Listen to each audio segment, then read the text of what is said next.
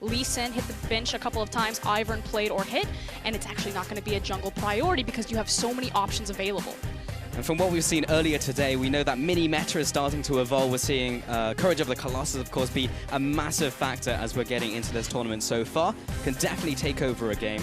I know Froskurinn patting me on the shoulder because it's triggering me a little bit. I'm like, oh boy, we get to see assassins and crazy stuff, and no, 4 times every game. No, I see backstage, Pulse, you were saying, you know, I really always wanted to cast an Alawi game. And I was like, you should have come to the OPL because Swiper is a huge Alawi player. I don't know if he's going to connect on it and lock it in, but it's definitely a pocket pick for him. Oh, I'm looking forward to it, but what has been locked in for certain is the Japanese lineup locking in the Ashe for the ADC. So giving Heretti what he wants to start on this one off.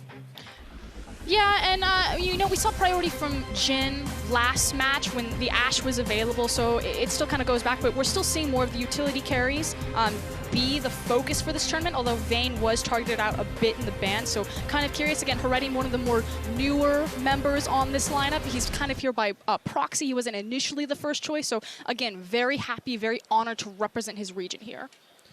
We have that response now from OCE, Warby, Bard, and Lee Sin picked up there for Carboss himself. So I was talking to Carbon the other day, and he was saying that for Oceania so far in scrims, that Lee Sin is going to be their go-to, so no surprise to see him prioritize that very early in their first game. It's really about the gank power. So again, the jungle timers were changed 100 to 150 seconds, which means you have much wider windows to actually be proactive in those gank paths. And being one of the best ganking champions alongside Elise is that Lee Sin. There was a part of me that was fearing maybe a Nunu lock-in from Carboni, but because Nunu, of course, can't proc off Courage of the Colossus, down a little in priority, even though I know that he likes to go to that champion to make people suffer. Olaf and Nautilus being locked in here as well. Nautilus we saw earlier in the day, just strong at the moment with that mastery. Yeah, just Courage of the Colossus all day. The fact that he's able to get that off with his auto attack is pretty ridiculous since there's so much CC riddled throughout his kit. I'm liking to see Olaf kind of return back. The thing is, he was slowed down a little bit. One of his big things is he has great dueling potential and he jungles very quickly. Obviously, again, with the jungle timers being changed around, he loses a bit of priority there, but we'll see what Tussle can do with him. Bit of a change up from OCE, Poppy, nothing to write home about, but the Vayne now coming in, and we have been seeing from people and hearing whispers of the hyper carries in the ADC role really coming back into priority. All I've learned from Raydir, because he's been playing League of Legends again for maybe 2-3 weeks now, I was like, what do you think of the new patch? He's like, Vayne is fun. So there we go, putting his money where his mouth is, hasn't played for like months, is now a lawyer, he's like most mechanically intensive 80 carry, get me in there. Look man, I just need to pick up 1 kill so I can say my line. That's all I need. And there's the lock-in of Vel'Koz coming in there for the Japanese lineup. I know if Alawi was locked in, we'd have a very different cast here, but Vel'Koz suits the bill as well here, Frosk. That was too easy. No, so Saros is known as an innovator in Japan. He said that he had some sneaky picks. In fact, Japan was alluding before this tournament that they had some sneaky strategies. They have a very interesting and unique meta, so no surprise to kind of see Saros go a little bit on the unbeaten path, although we have seen a Vel'Koz recently again at that IAM. But otherwise, pretty standard picks across the board outside that mid. Unclogging the Frog as well with Tam Kench. And as you were talking about, like, Saros is that innovator. If you followed him at all, you will have known that he used to be that big Zillion player. And this is what's cool, is because Saros is known as the faker of Japan. He is their premier mid laner. Recently got a bit of competition with Roki coming up through the league, so it's kind of the first time that Saros had to really return to form. And it's explosive in this matchup in particular, because if you're looking at Saros on Team Fire, you need to look at Swiffer on Team Ice. Now has the Victor in his pocket for that last pick, and he is the best performing player in Oceania right now. So these two mid laners are going in for a clash. They're gonna duke it out, and we'll see how the junglers also get involved in that action. But the last pickup was Victor coming into the mid lane, so Victor versus Vel'Koz. Not something I was expecting to see in this tournament, but there we have it. I mean, that's pretty much just going to be wave clearing back and back, but again, it's the impact that these two players can make for their team, especially when we get to these big 5v5s. They have the potential to turn games around, and they've both stepped up and shown that they are the best performing players in their regions. All right, Frost, well, we have the full lineups now, so we can actually see the full composition. So where are these teams looking to hit home outside of the laning phase? I mean, obviously, we've got a Vayne sitting on Oceania. You have to give respect to that. Courage of the Colossus is running crazy right now. Vayne doesn't really care about any of these shields. She's going to go for the true damage. She's going to shred you down.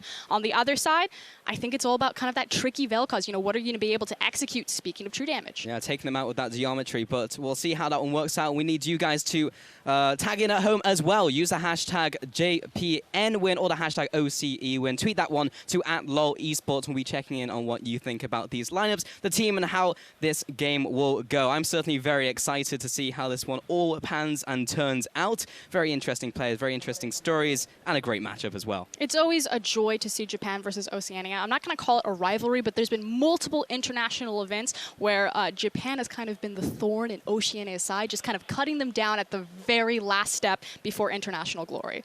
See if they can do it again today. We'll be getting into game very soon. Ladies and gentlemen, you can see all of the players on your screen getting ready to hit the Rift here for our third game of the day. And we are now into game. Fire and Ice going toe-to-toe once again with Japan against Oceania. We were one Super Galaxy Rumble skin away from a Pacific Rim. I'm really disappointed. We were close, Frosk, but we'll have to see if, of course, the jungle and mid lane synergy is drift compatible as we get into game here. We'll be finding that over the first couple minutes. So what's unique to me in the jungle changes is how the level 1 vision game has changed. So we saw at Worlds it kind of changed from deep vision to scouting vision because it was more about prioritizing your vision to secure your lane matchups, making sure that you got control of the incoming creep wave as opposed to finding the enemy jungler's start path. It's kind of now reverted back to deep vision, or at least collective 5, just because most junglers are starting their buffs. Now, Team Ice do have an advantage here, and that they know for sure that Olaf's going to be starting his blue buff, because that's what Olaf needs. He's very dependent on the blue to do his jungle quickly. In response, Carbon is making the choice to also start the same side of the map. It's fairly common to start the top side of the map, but he did have the opportunity that he could have mixed it up, that he could have created windows where the junglers would be on opposite sides to open up different ganking paths. It's so very interesting now as well, with all the camps changing, the time is changing even, like bot lane can't even get involved in taking those camps or taking that level 1 or even helping the jungler. It's all about getting to that lane first in those long lanes. And this definitely does mean that Bard becomes stronger just because, as Krepo likes to say, he's one of the strongest champions level 1 due to his meeps. And the longer that you're at level 1, the more punishing Bard can be. We'll see if Courage of the Colossus as well as that Ignite on Nautilus can compensate for it, because again, we haven't even mentioned, Kench went to the top lane. That's very true. Evi's going to be bringing it up there. Evi a play on Ebi as a shrimp, so he's playing the Marine life coming into this one. And we've really hyped up Evi, you know, 500 LP challenger on Korean server. That's not something that's easy to do by any means. Oh, yeah. He also does it playing from Japan with 80 ping. So, you know, everyone else is sitting in Korea and you're like 7, 8 ping. Yeah, like a single digit thing. But on the other side of that, Dara also has a ton of respect. He's considered the best support in the region. The desk was talking about his synergy with the jungler Tussler because they're from the same team, Rampage. And so it's really kind of a combination of how are this Olaf and this Nautilus going to connect and start exploiting Ice, especially in this bot lane. They have so many tools to do it. You've got so much CC riddled through Nautilus's kit. You have the Asher at level 6, and it completely compensates for the lack of CC on Olaf's kit. And Radier, he's just trying to play the farm game right now. He's like, look, guys, I've been a lawyer for the last couple of months. Just let me farm. Let me just play Vayne, and I'll get to late game, and I'll kill all of you. Let me even back it up farther. Look, guys, I'm Radier. I sit in my lane, I farm, I play the hyper carry. This was Raidier's MO even before he went into retirement. The thing is the Chiefs used to understand, get Radier to late game, he'll make the hero play. He got a pentakill when he did take down Legacy kind of the last time we saw him. So the expectation, he's a 5v5 AD carry. He's not a laning AD carry. How much faith is there now, though? Having taken such a hiatus from the game and now coming back, they're clearly still some faith because they've given him that Vayne, but is it then putting that burden on Swiffer in the mid lane and saying, hey, if this Vayne doesn't work out, we'll just bring someone else to the table who can also blow up the whole enemy team? I think the burden is actually on Carbon, particularly because he is that Lee Sin pick, because the jungler is still very important in setting the tempo of this game, and it's really all eyes on Carbos here as kind of the captain and shot caller to dictate the flow and kind of compensate for the fact that, you know, Swiffer's just, it's going to be ping pong back in the mid lane. I'm going to push it in, you're going to push it back. Radier's going to be down there, he's going to be free farming. Swiper's up here on Poppy. All eyes are on this Lee Sin if the Chiefs want to get something going early.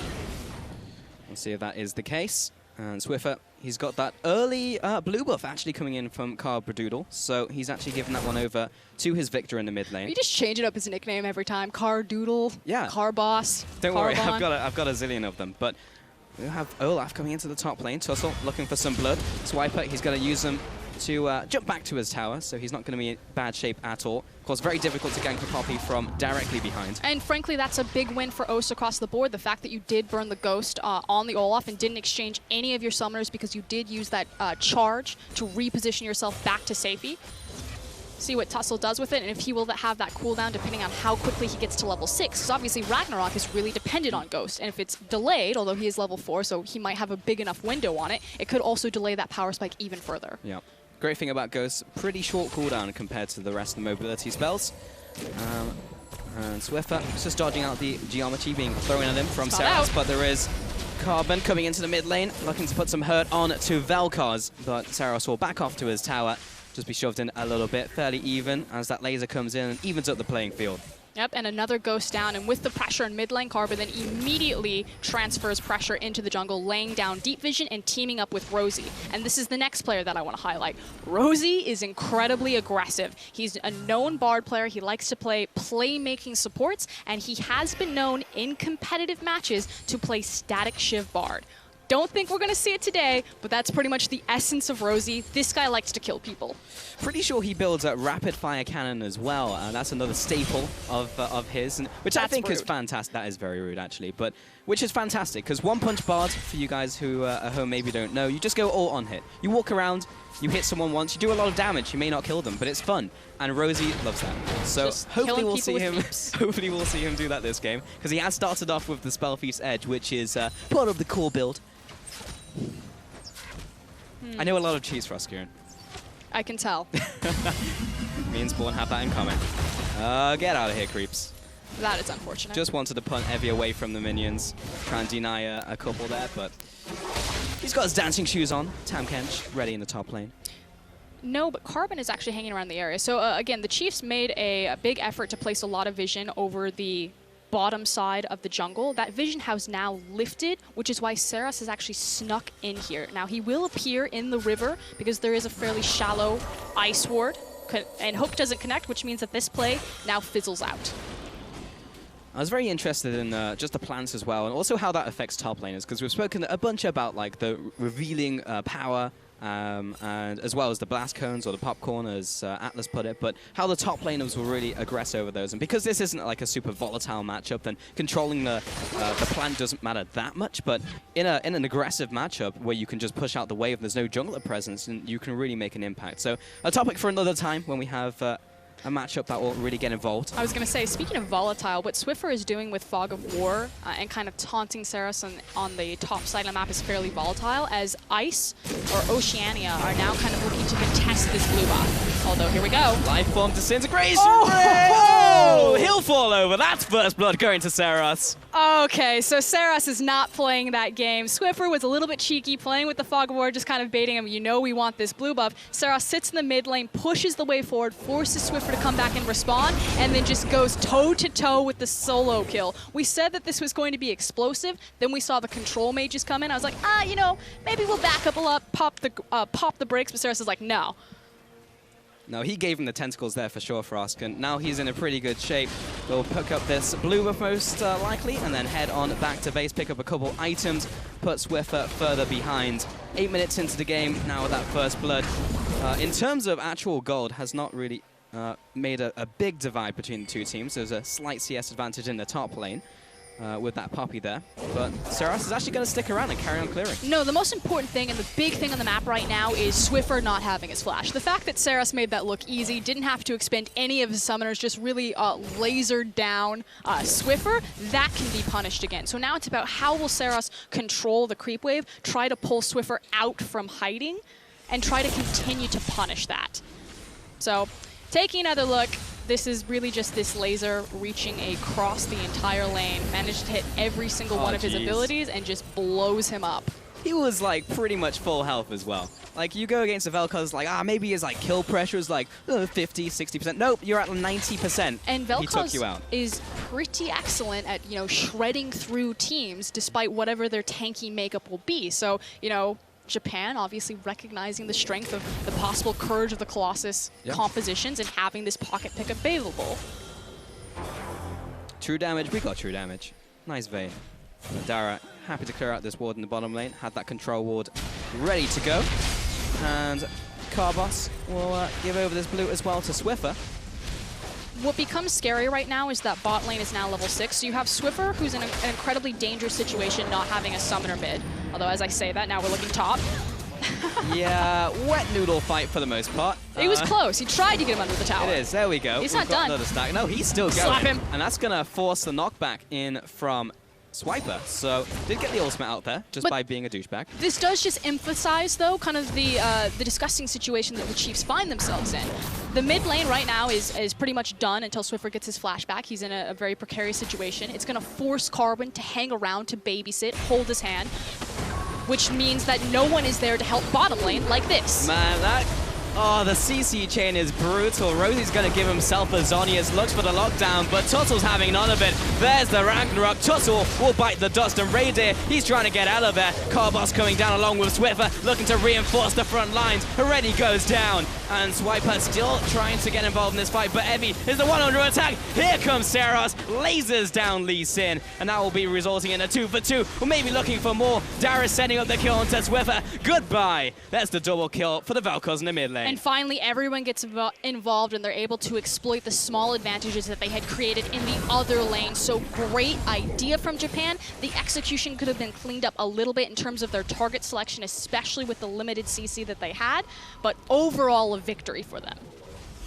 We're going to see it once more here, Frosk. So this is what I was saying. The fact that Carbon has to respond to the mid lane means that Fire know that they have this opportunity. Lee Sin has to babysit Victor. We have all of the ultimates in the bottom lane. Let's exploit them. So I love the initial decision making here. And then again, it's just kind of the CC, how far that they chase, and the fact that they didn't instantaneously blow someone up with their big important cooldowns. I really would have liked Swiper to come in maybe a fraction of a second earlier, because the bot ultimate goes on top of himself, and he's just like, I want to buy some time for Poppy to come in, but by then it was too late. Tentacle Monster comes in from the mid lane, and Dara just sets up a nice last kill into Swiffer. If he dodges that, Raydir dies, so took a bullet for the main man, and double kill over to Valkos there. So 3-0-0. Got the Morellan on Macon, a Dragon as well. They're running mid, hold on, Seros.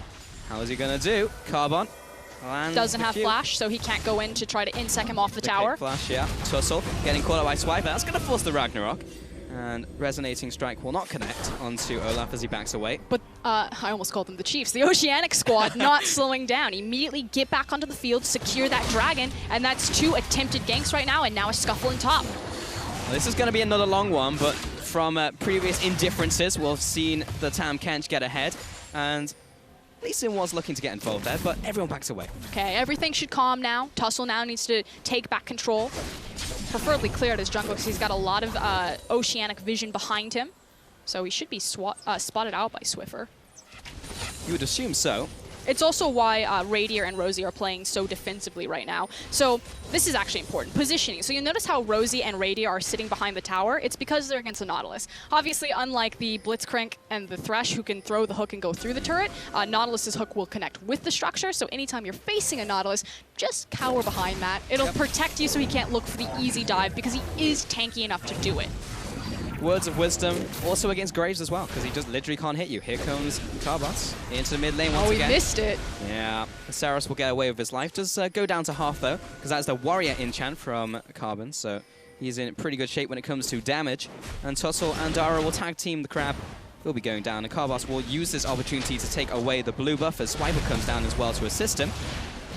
Evie, he wants a piece of this pie, but I don't think he's getting range with limited assistance from his mid lane and jungler. Give him a lick. Tastes just like Poppy. Japan have put all of their eggs kind of in this bottom side basket. So in response of losing their blue buff, they're actually going to attempt a dive here, or at least get pressure on the tower, possibly look for first brick. Here comes the arrow. Right through the goal. Rosie, pretty happy with that result. We say the wickets in Australia. The wickets? All right, got you. I'm gonna have to adapt to that one. Oh, just misses the wall. If that had connected... Or anyone behind him. There was a good sidestep at the end there. Seros getting kicked back to safety. Oh, he's sticking down. Nah, he's good. He's good. Oh, the creeps. Changed aggro to the tower. Again, Carbon not having his flash, so just trying to brute force the damage with the red buff. Still going to send him back to base. Tussle wants to do the same thing. Flash, hook from Dara. CC chain. Tussle takes out his counterpart. Oh, hold on, not over yet. He's staying around. He pops the ultimate. He's forcing the Nautilus back, but he is playing with some fire. But there we go. There's the Rampage members, Dara and Tussle together again, and you can see that clear communication. The fact that the Ragnarok comes down, Dara's like, I got you, immediately flashes to set him up for the kill. Very impressive stuff. 5-2 in total here. Fire taking the reins on this game so far against Ice. Just 2,000 gold ahead, but of course Ice did get that that speedy dragon, the Cloud Dragon, of course, and they will just be playing out the rest of this game here. Where is the gold distribution? Well, Seros is massive, so that's a thing. And the Vel'Koz is big. Yeah, I mean, that's what we expected coming into the matchup, right? It's just like, it's going to be a lot about this mid lane, how Seros stacks up against Swiffer, and how they get into those late game team fights. We are going to actually take another look at that replay, though. And again, it's as soon as the Ragnarok is, like, look at how far back Dara was when the Ragnarok was procced. The communication of, I'm going to flash this wall, I can get him, trust me, use that big cooldown, we're going to find you a kill. And that he did in the end. Flash from Rosie doesn't connect onto a wall. Weird angle there. Radier coming in once again. Carbon is here to assist. Heresy putting down the damage he can. There's the flash kick that we're all looking for. And that will be Radier picking up that first kill of the game for himself. Radier going for this one-on-one trade. I'm not even sure how this is going to go, but everyone is behind him to assist. And Seros, he was just buying time. You've activated my trap card. And Radier trying to get away, but not going to be so lucky. Down for the count. And Swiffer, meanwhile, takes out Tosso in the top lane. It's a feast in bottom lane as Tam Kench finds another. Just absolutely dunked right there. Gobbles up Carbon, spikes him on the ground to pick up the kill, as well as the tower. Huge swing for Japan. 8 and 4 now. Swiffer taking the opportunity to chunk the middle tower, but will not be able to take this one away as this minion wave is dissipating. Big swing here, as you mentioned, for us. Yeah, and that was all on the back of Radier. You know, we said this guy's a retired player. He's now a lawyer. He hasn't played League of Legends in quite a minute, and you can clearly see right there, that was strictly a mechanical error. Stepped forward, didn't respect the space that Ashe had, and you could almost see. Seros is just kind of like dead. chilling. Yeah, see you later. And that'll be the shutdown. He put himself in between the wall and the turret. Yes. Small space, nowhere to escape. Speaking of not respecting your opponent. Respect the disco ball. We were saying that as soon as the changes came to Victor Ultimate. It's just like, that hurts a lot. You should get out of there. Unfortunately, it did not respect, but that'll be a kill back over to the mid laner. And we'll see this bottom lane tussle once again. I mean, all eyes really need to be on Radier. Carbon plays this immaculately to set it up, especially with the flash kick right about here. And again, you can start the animation, and in the middle of the animation, you can apply your flash, put yourself on the other side, and change the trajectory. This right here. This is, am I escaping, guys? Miscommunication, not knowing your limits, not keeping track of the mid laner. This is classic Radier. And Bard pays for it with his life, and as does Radier himself. And Tussle was just being run down up there. This is my favorite moment, though. Learn your place. It's on the ground. On the floor. And Japan really putting it to OCE right now. Here comes the next dragon. It will be Infernal. Carbon's actually in place to take this with Radier. Very risky, however. The Ashe arrow is back up. If I'm Japan, I'm pulling the trigger on this. I'm taking this fight 100%. Well, Tusso's being chunked out. Here comes the arrow. The trigger. There's a hook onto Radier. He's shut down. Carbon takes out Seros off to the side. There's the Bard ultimate. Tussle falling down after Carbon. He finds one. He's onto Swiffer. Doesn't connect the Q. Meanwhile, Rosie being chased down by Dara and Heretti. Trying to get out of range. The Sunfire will finish him off. And Swiper looking for another kill onto Dara. This has turned into a fiesta. It's all tanks. And now Swiffer coming in. He wants something, but there's only tanks. He's so scared. Well, there's the hook. He's managed to dodge it. You can go back in. The hook's down. The Q's coming out from Rosie. He's trying to do everything he can, but he's just a Bard. And Dara, he's good to go. Okay, that 100% should have been Japan's fight, but they made one crucial error, and it was Seros' positioning in the mid lane. Stuck between a rock and a hard place and just got obliterated. Plus the fact that Evie didn't have his teleport or the Tam Kench ultimate, but it was just about to come up. So Japan, all they needed to do was be patient. They could have then met the 5v5. Unfortunately, Poppy's teleport came in earlier, and they put themselves at a disadvantaged situation when that was their fight to win. All right, I'm trying to figure out what's going on right now as the Tam Kench is flanking. He's dead. There's the knock-up, and diagnosis, Swiffer dead. Yeah. Time of death, 18 minutes, 52 seconds. That is what happened. There we go, contesting Raptors. Get out of there, Carbon. He's got the ward hop. He's good. But now the mid lane push is coming in for Fire. They have the minion wave also there and the entire lineup. There's the hook onto Carbon. Just needs to hide behind the tower, and he's dead before he can get back to his team. Safeguard was down, and as is Carbon. Mid tower will be soon to follow, and the siege will continue. The problem is that without their Victor, they have no wave clear. You look at Vayne, she's just got an Infinity Edge in the bank. There's no way that they can safely approach this tower, especially with the reach and oppression of Vel'Koz on it. So this is going to be 2 structures for free, simply because Swiffer was caught overextended. 2 towers. Another swing here for Team Fire and the Japanese lineup. And they're just going to stroll through the enemy jungle over to the Infernal Dragon, which was not even picked up, so yet another win. And here's the crosswords for Oceania. They can decide, we fight this here because Swiffer has just come off of base, they haven't bought yet and spent the gold of this tower. Or a Riptide will slow down OCE in their tracks. Dara may be the sacrificial Nautilus, but he's going to burn his flash, so he's good. Or the decision would have been to go to the lanes, consolidate the farm, and hang on. Now Oceania are in a very precarious situation. There's just been a ton of gold, as well as the Infernal Drink stacked onto Team Fire. They will get a consolation turret. But for now, again, Japan in full control. They can start setting up their vision control around the Baron. And we're going to look at this mid lane fight that really set off the big swing for Japan. Check out where Saros is. So Tussle gets pushed off, and then Saros is just going to get collapsed on and deleted right between Carbon and Swiffer. The teleport comes in, Swiper here. It's now a big numbers disadvantage in favor of Team Ice. And Tahm Kench, if you look at your map, he's now just wandering into the mid lane. If Japan had just been patient by 15 seconds, waiting for that Tahm Kench ult to come up so they know that they could have contested for a 5v5 and attacking from the same side. Again, they had the gold lead. They had the pressure lead because the tower was down bottom. They connected beautiful arrows. All of that CC, they just didn't execute it well. But let's emphasize this, though. From that last fight, it was really just like Swiffer being the rock and Carbon's hard plays, just like instantly taking down Saros. The 2 rivals. The 2 rivals. And teaming up. We know that like Saros was going to be a big cornerstone of this matchup, along with Swiffer. And the start was just like, got the 1v1 kill. Really good place. He's 6-2-4. He's still in a good place. But when you have so much of that goal just going down the toilet in team fights, that's when problems start to arise. But the problem is that Swiffer then immediately overextended and gave the game right back to Japan by taking those 2 structures and now looking to get more. So the problem is, yes, Saros made a mistake, but I don't think he's going to make that same mistake twice. Yeah, and it's not causing the raid wipe, right? Like he's not... Exactly. Yeah. He's good, guys. Top lane, going to go down to the 3-man gank squad from Fire. Be another turret going over to them. 4-2-1 currently, 22 minutes into this game. Heretti clearing out that ward real quick, and Raydir, he's left to farm all by his lonesome, which is his natural habitat. Raydir loves that stuff. Tussle will clear away the rest of the ward from the Baron pit.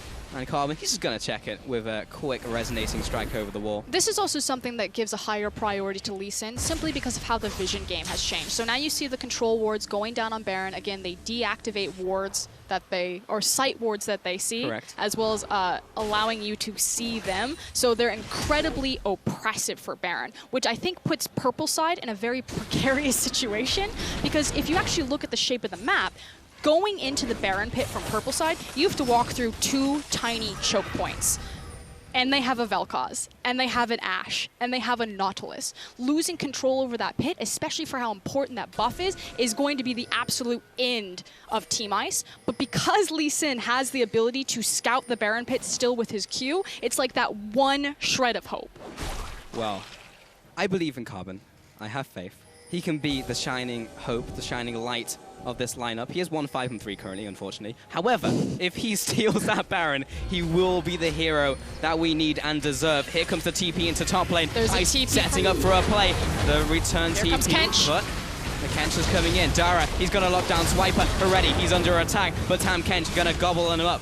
Rosie putting some damage down. Carbon, he's going deep. Raydir coming in as well. He's putting down the damage. He's untouched. Dara and Evie only now turning onto the Vayne. Swiffer coming in for the party. But Evie, he's got the shields. He's ready to go. And Tussle, he has arrived through the bard portal. Oh, there's Poppy going down. And Rosie also going to be sliced and diced by the angry Viking who was coming after him. Victor I'm not sure he can get away, especially with Tam Kench closing in with the noose. Dara going to be locking up with all this disgusting CC. That went from bad to worse, and that will be the ace for Japan. But I don't think that they can translate it into anything other than resetting their waves. They're not going to immediately go to a Baron. They probably won't be able to push down a structure, although we'll see how much damage Tussle can do to it. Well, he is half health, so that is theoretically more damage. Yeah, so they're actually just gonna reset the wave, making sure that it pushes in, touches the tower, and will bounce back. Now it's about resetting your position, and again, moving in to control these big monster objectives like the Baron Pit. Carbon, he's on the hunt. He's found Olaf. I'm not sure this is a trade he wants, actually. Did he find Olaf, or did Olaf find him? We're about to find out, Frosk. Oh, does he do it? Carbon, come on. Be a man! What? Really? I've seen Carbon go on way more riskier dives, such as the dive they went in top lane. And he didn't go in on Tussle. He had the execute damage. That was montage material waiting to happen. Split second. Yeah. The pressure. I mean, he had 3 seconds to press that Q cross. Like, he had many seconds, many milliseconds. Meanwhile, what's happening here then? Well, there's the flash, there's the Q, there's the combo.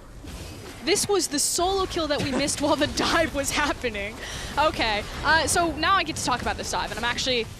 The thing is this composition from Fire is so tanky that as soon as Radier is gone, and since Swiffer is solo killing Saros in the mid lane, it's over. And the problem is that Evie is massive. Tom Kinch pretty much did all of that damage, and it was executed fairly well by Oceania. The fact that Swiper maintained the tower aggro for the entire time, letting Radier just kind of run free. But again, Tom Kinch just gets on the vein, and not only is he ridiculously tanky, he's doing ridiculous amounts of damage. I like the fact that... And then he chases, like, Evie superstar that fight. Okay, I didn't like that fight, but... What? Hello? That was gorgeous. No, like, everyone being chased down, that was fine. But Ice, going for that dive from the top lane, pulling the trigger, great. But then as soon as Olaf arrived, they stayed in too long and just got run over. There was an attempt there by Fire to try and go for the Baron, but they were... There's no reverse on this Crocodile. Like, it only goes forward. Did you know that a Crocodile can run forward at, like, 60 miles an hour? Really? No. Oh. I was going to say, they don't seem like jumps up to 25 feet. Animals. Do you know any facts about crocodiles, or are you just the troll facts? They only run in straight lines. If a crocodile ever chases you, you're supposed to zigzag. Okay. But then you're pathing back into its, like, not zone zigzag of vision, towards right? it. Okay. So as soon as it turns. So who's the crocodile in this analogy? Is it Fire? It's definitely Kench. Okay. And there he goes. He's got Bard. All right. All right, Bard. I'm going to need some zigzags coming out here. This is perfect. All right, Evie. He's going in a straight line. There's the zig. Can he make the zag happen? Yes, he does. Magical journey. Okay. It's now the Baron setup. Thank God they have the Cloud Dragon, so that way they can escape the Crocodile if it does run at them. Covering that. But right now, what Oceania are trying to do is they're trying to force Japan out of the Baron pit so they can go in and contest the vision, which is why they're shoving down mid. Ooh. That's some dirty wave clear coming in from Fire. Pretty much all dispensed by Valkos. Yeah, the communication here was a little bit unclear. They were deciding if they wanted... Oh, hold on. Trying to pull the trigger, but both of those triggers miss, and Dara wants out now. That's big, though, because, again, that's kind of a breather. That's a hiatus from all of the pressure that Japan are putting down. Although, now it's do or die time. Again, Oceania runs mid. They're like, they're on the Baron. We need to get them back mid lane. Quick, push it, push it, push it. And Evie's call is like, look, guys, let's just commit on the Baron. They've gone mid lane, but this is going to open up into a fight. Oh, Carbon uses his face as a face checker. They need to get out of here, and they need to retain their health bars. Radier, not sure if he's subscribing to that right now. He's trying to dodge away. Rosie, take one for the team! Oh, that was a little too close for comfort, but they both take the Stargates for safety. Swiffer, he's still trying to hang around. They don't want to just get this over for free, and Swiper's in the bottom lane, so actually the longer that Fire do not take this Baron, the better shape he's in. Swiper, he's coming up to try and help. So again, they need to retain their health bars because they can't steal this, but they have to contest it. Here comes the team fight. Saros coming in, Evie. All right, dodge the Crocodile. Swiper, he's made it past the Croc. He's going to knock away Nautilus. Evie being chased down. Tussle, he's going to take it. And Ice do not commit enough. Do they have the tools that it takes to get out alive? Well, Swiffer, he's going to put in the damage onto Saros. It's not going to be enough. Evie, he's still alive. Swiper, no swiping currently. He's moving on to Dara. And he is still alive. He's finally going to go down. Exchange for Swiper himself. A 1-for-1 trade. Swiffer, also low. Tussle. Oh, no. He's putting in the auto attacks. Here comes the TP. This is going to be an angry Tahm Kench. He backs away. Tussle, he's down. A kill over to Victor. He's gone. Where has he reappeared? He's off to the side. He's off to the flank. He's gunning for Ice.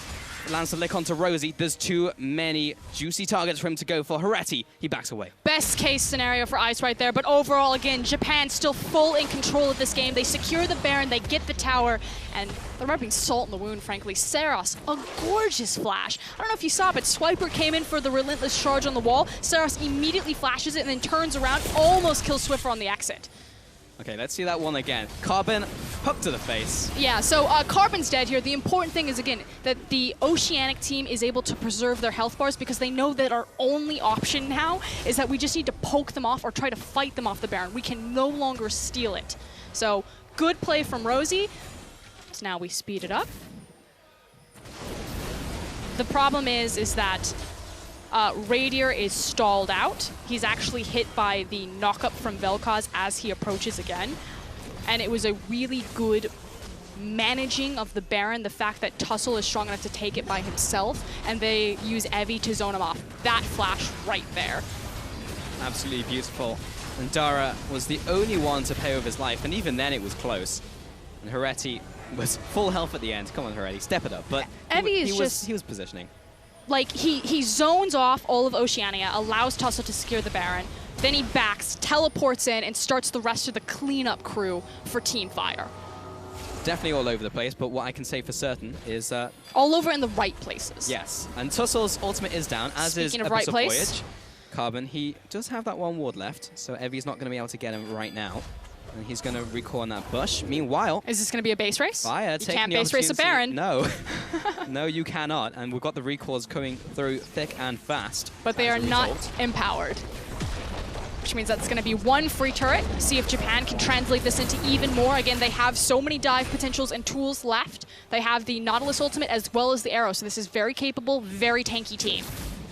This was very easy CC to land here. Here comes the push onto the tower. The chip damage, there's very little they can do. Radier takes a chunk of damage from Seros. That is starting to burn. Evie, he's walking up. He's being the front line they need. Again, the ultimate used there by Dara to zone away. The arrow blocked there by Carbon. Ultimate comes down onto Seros. This is the opportunity that Swiper may use. He's still blocking up the damage. He's taken too much. The laser will disintegrate him. Carbon also drops there. Evie, he's going to eat up the Vel'Koz. He's in good shape. Redemption comes down for the quick team heal. And that tower is long gone. In for the inhibitor as well. And Fire, they get to do whatever they want. Japan is just all over the place. And Ice, not sure if they can recover as they are getting melted right now. Radier caught as well by Dara. They are zoning him away. Tussle, this could be good. But no, unfortunately, Tahm Kench exists. Tussle will carry on to this tower. Swifer, he's doing all he can. The hero play that OCE need to keep this game alive did not pan out. And Radier cannot come with the objection that he really wanted in this game. And I really wanted to say, Fire, that's the win. That's the win to Japan. Japan step up again and continue to be the consistent thorn in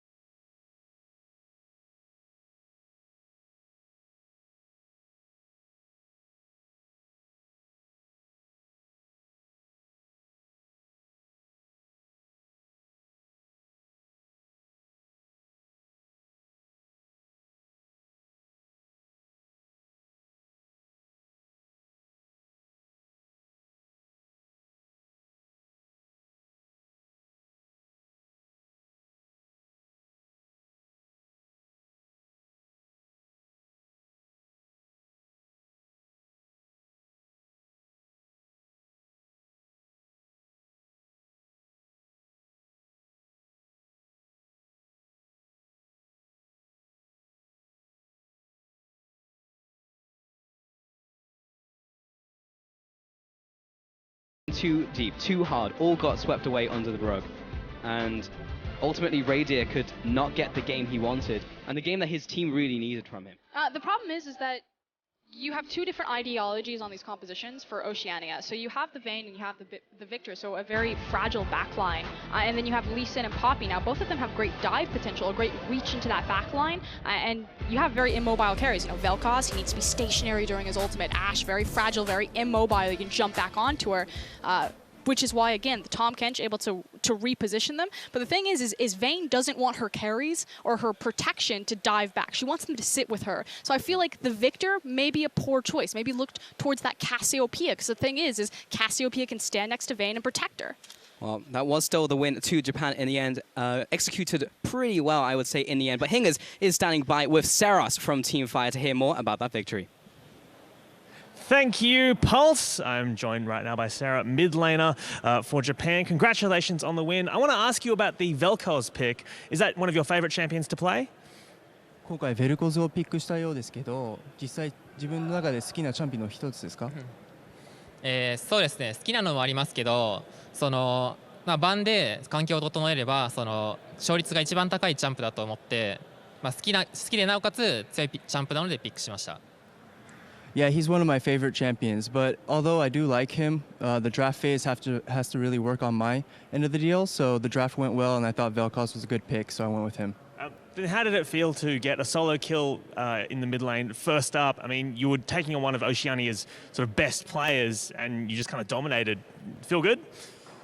今回、ソロキルから始まったと思いますけど、オセアニアのトッププレイヤーからソロキルを奪ったっていうことはどう思います？そうですね。やっぱり強い相手をソロキルできたっていうのはすごい嬉しいですね。I feel really good because I know he's really high level, and taking a solo kill from him really makes me proud. Excellent. And finally, I want to ask what you're looking forward to for the rest of the tournament. There's a few different modes. Is there anything in particular that you're excited about? 自分の中で今後の、ゲームモードであったり何か期待しているところってありますか？そうですね。去年1対1途中で負けてしまったので、今回は勝ちたいですね。In last year's IWCA, I did pretty well in 1v1s, but I want to go a little bit further this time, so I'm really looking forward to that. Excellent stuff. Thank you so much for taking the time to speak to us. And that's all from us now. We're going to send it right back to Sifa at the desk with more. Thank you very much, Hangers. Of course, pretty back and forth game for some periods, but at a certain point, it just felt like Japan absolutely took control. Now, Vedius, I was excited about Seros. I was excited about all this Vel'Koz action, but you had a little bit of a different take. Evie with the insane Tahm Kench. Now, I was told a lot about this Tahm Kench coming in. People were like, hey, you need to be careful because this guy really is well known in the region for this champion. When we saw it in the draft phase, a lot of us were discussing, hey, like Tahm Kench Ashe bottom lane, very common, pretty good combo. And then it went straight to top. I'm like, oh yeah, Evie plays this really good Tahm Kench, and he had a fantastic performance throughout the, I mean, we're going to cover it later on into the game, but he really was a standout player. Well, absolutely. Let's start then with the early game. We have to start with some of these early fights because honestly, sometimes these were back and forth, but it just felt like Japan was so much more coordinated than what we saw from the Chiefs in their game, particularly around the bottom lane in the early stages. Yeah, there was a lot of, I guess, positives for Oceania, but at the same time, a lot of negatives. And ultimately, to me, it came down to mechanics. The one saving grace was the start of this fight, which Rosie actually executed on decently well to get himself into an advantageous position where the rest of his team can come in. But those mechanics actually work out negatively in the end for the Chiefs as Japan collapse second, but more effectively. It's pretty brutal to watch. You can see we get a little bit of cleanup here. Carbon moving in with Swiffer to make some of these moves. But honestly, a lot of points in this game, so it feels like Oceania just stayed a little bit too long, maybe got over-aggressive, or the target priority wasn't quite there. So, I mean, from your impression, what is the big difference between these teams at this stage, Rusty? I think there was more of a drafting concern for the Oceanic team above all else. There was some good moves and some bad, so I don't know why they picked Vayne firstly. There's a lot of hype around it. We have seen it picked or banned in every single game so far, but I'm not personally going to say come out of retirement and play the hardest champion in an AD carry role. Play something like the Ashe or the Jhin and just be safe and work with your team. That's the biggest thing for me. And Mithy, what are your thoughts on the Vayne pick? What is it supposed to bring? What did it bring there? Well, my personal opinion about Vayne is that I don't think it's a very good champion, and it's very situational. You want to pick it into a lot of tanks, which is what they had, but at the same time, you don't want to get CC'd, like locked down, like Nautilus can do, for example. So it was a good pick, but at the same time, it's like a very hit or miss champion, and it loses lane in a bad way most of the times. Well, in the hit or miss, I mean, you bring that up. Let's take a look at one of these team fights in the river, because some of these fights were absolutely brutal for Radier. And as good as Radier is, or as struggling as he is, not a whole lot of Vayne can do in some of these situations. I mean, being forced into this choke point really isn't ideal for him, especially when you have the entire collapse from the Japanese lineup. And I mean, this is something that we do have to credit from the Japanese All-Star team, is that they were very quick to react to any sort of engagement that kicked off throughout the map. All 5 members would try to collapse as often as they can, and it was just so back and forth, but it always ended up with tanks versus tanks in the end. And at the end of the day, Japan, they just had way more tanks.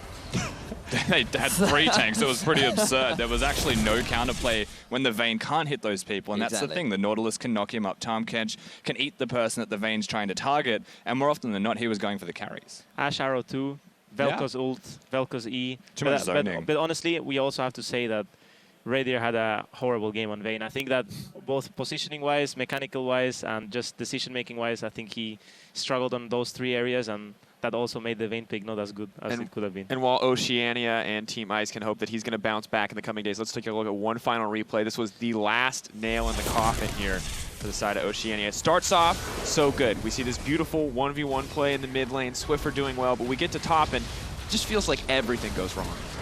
Well, they're like diving at Tahm Kench and the Nautilus, which is very prone to go wrong, and on top of that, they have no minions. They ult the tower and they want to try and go in and get as many kills as they can, as fast as they can, but the Tahm Kench can eat someone and they can stall it out, and it just turned out so wrong.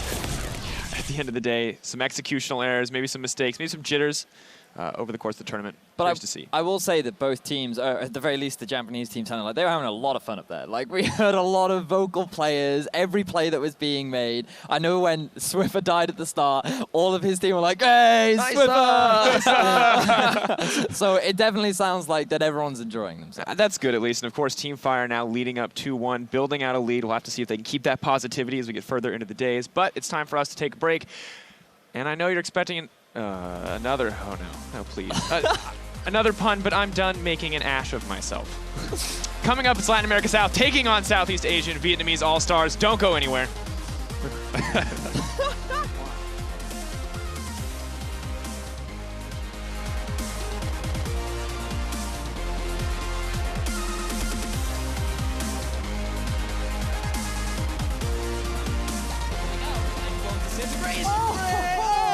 He'll fall over. That's first blood going to Sarah. Here comes Sarah, lasers down Lee Sin, and that will be resulting in a 2-for-2. We're maybe looking for more. Dara setting up the kill onto Swiffer. Goodbye. Dara going to be locking up with all this disgusting CC. That went from bad to worse, and that will be the ace for Japan. Tussle will carry on to this tower. Swiffer, he's doing all he can. The hero play that OCE need to keep this game alive did not pan out.